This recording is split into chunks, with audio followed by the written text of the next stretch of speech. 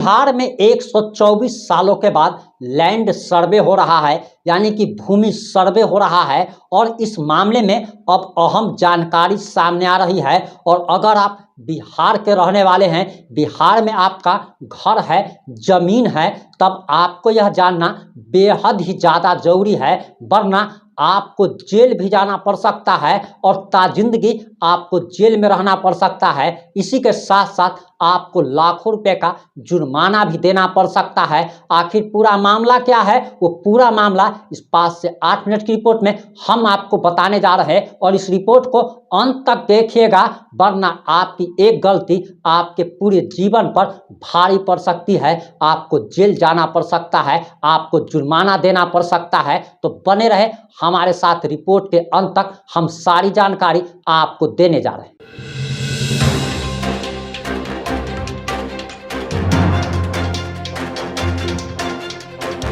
नमस्कार, मैं प्रिंस कुमार सिंह और आप देख रहे हैं पॉजिटिव इंडिया।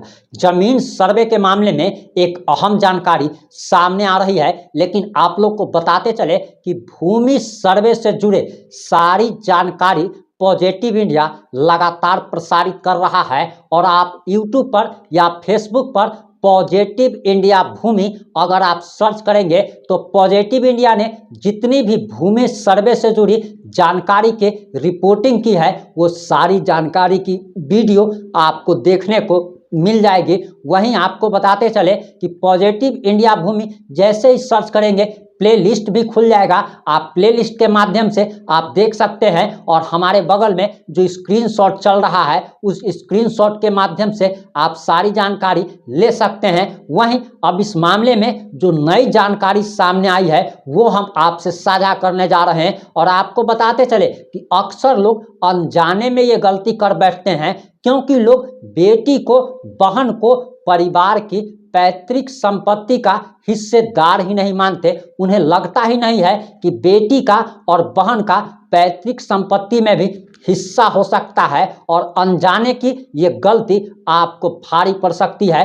आपको बताते चले कि बिहार सरकार जो भूमि सर्वे करा रही है, उसमें प्रपत्र 2 और प्रपत्र 3 आपको भर करके देना है। प्रपत्र 2 में आपको अपने जमीन का डिटेल देना है, वहीं प्रपत्र 3 में आपको वंशावली बना करके देना है। और प्रपत्र 3 में जो वंशावली बनाना है, अक्सर लोग इसमें गलती कर रहे हैं और उनके एक गलती की सजा कितनी बड़ी हो सकती है वो तो खैर जो लोग गलती करेंगे उनको पता चल जाएगी। लेकिन हम चाहते हैं कि आप ये गलती ना करें और आपके साथ किसी प्रकार की परेशानी ना आए, आपको जेल ना जाना पड़े, आपको जुर्माना ना देना पड़े। इसलिए इस रिपोर्ट को अंत तक देखिए। और आपको बताते चले कि अगर आपकी कोई बेटी है, अगर आपकी कोई बहन है, तो वंशावली में आपको उसका भी नाम देना अनिवार्य है। और बिहार सरकार ने इसके लिए एक कानून भी बना दिया है। और आप बेटी और बहन का नाम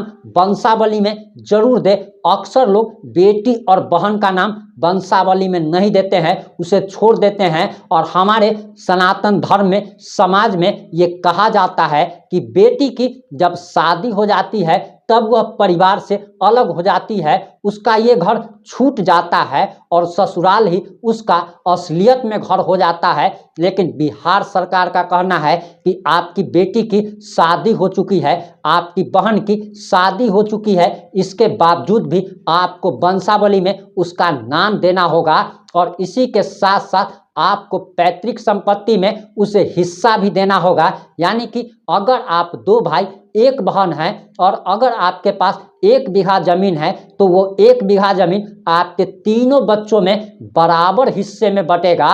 और इसके लिए सरकार की तरफ से यह भी कहा गया है कि आपको अपनी बेटी को और बहन को हक देना ही होगा।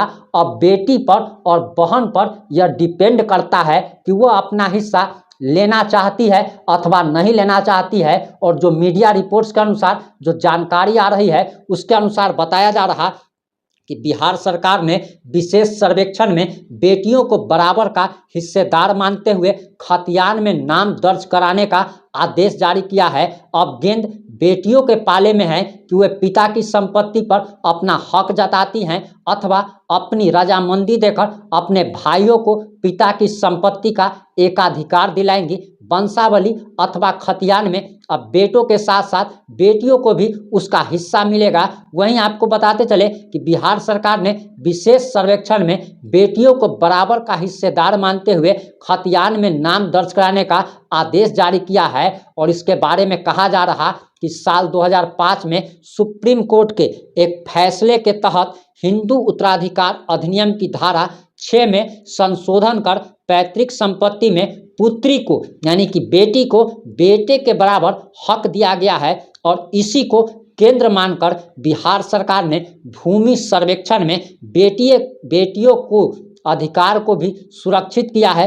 वंशावली अथवा खतियान में अब बेटों के साथ साथ बेटियों का भी नाम दर्ज होगा। इस संबंध में बिहार सरकार के राजस्व विभाग ने आदेश जारी कर रखा है। अंचलाधिकारी ने भी इस आदेश का अनुपालन करने का निर्देश सभी राजस्व कर्मी को दिया है। सहायक बंदोबस्त पदाधिकारी गौरव मौर्य बताते हैं कि जारी निर्देशानुसार में बिहार सर्वेक्षण एवं बंदोबस्त अधिनियम 2011 के दौरान अधिकार अभिलेख के निर्माण में पुत्र के साथ साथ बेटा के साथ साथ बेटी का नाम भी प्रविष्टि कर खाता खोलने का आदेश दिया है। वहीं पूर्व में वंशावली में बेटी का नाम दर्ज करने के मामले में विधि विभाग द्वारा मंतव्य जारी किया गया था। संयुक्त हिंदू परिवार में सहहिदिका की पुत्र की तरह ही अपने अधिकार में जन्मतः सहदायिक हो जाएगी। पुत्र की तरह ही उसे अधिकार और दायित्व भी प्राप्त होंगे, यानी कि हिस्से के साथ साथ उसे जिम्मेदारी भी दी गई है। कि जैसे कहा जाता था कि पिता का और माता का जो दायित्व होता है, जो जिम्मेदारी एक बेटा का होता है, वो बेटी का नहीं होता है, क्योंकि बेटी शादी करके अपने ससुराल चल जाती है। लेकिन अगर पिता की तबीयत खराब होती है, पिता के ऊपर अगर कोई कर्ज है, माँ के ऊपर अगर कोई कर्ज है, तो उसमें अब योगदान बेटी को भी देना होगा, यानी कि उन्हें हिस्सा तो मिलेगा ही, इसके साथ साथ जो भी लायबिलिटी है उसमें भी उन्हें हिस्सेदार बनना होगा। और हिंदू उत्तराधिकार अधिनियम पर सुप्रीम कोर्ट के फैसले से पूर्व जमीन के अंतिम बंटवारे पर नियम भी जारी कर दिया गया है। यह कानून 20 सितंबर 2004 के बंटवारे पर प्रभावी नहीं होगा, यानी कि 20 दिसंबर 2004 से पहले जो बंटवारा हो चुका है उसमें बेटियों को हक नहीं मिलेगा। लेकिन साल 2004 के बाद जब से यह कानून बना है, तब से जो भी बंटवारा होगा उसमें बेटियों को भी हक दिया जाएगा। और बताया जा रहा कि अंतिम बंटवारा इस अवधि से पूर्व नियमतः सरकारी खतियान में वैध नहीं हुआ है। अब इस मामले में बहनों की रजामंदी के बगैर पैतृक संपत्ति पर केवल भाई का अधिकार नहीं रह गया है, यानी कि आपकी बेटी, आपकी बहन अगर हिस्सा नहीं लेना चाहे तो वो एक दूसरी बात है, लेकिन अब आपको हिस्सा किसी भी परिस्थिति में देना ही पड़ेगा। इस मुद्दे पर आपकी क्या प्रतिक्रिया है? अपनी प्रतिक्रिया जरूर दीजिएगा। जुड़े रहे हमारे साथ। जय हिंद, जय भारत।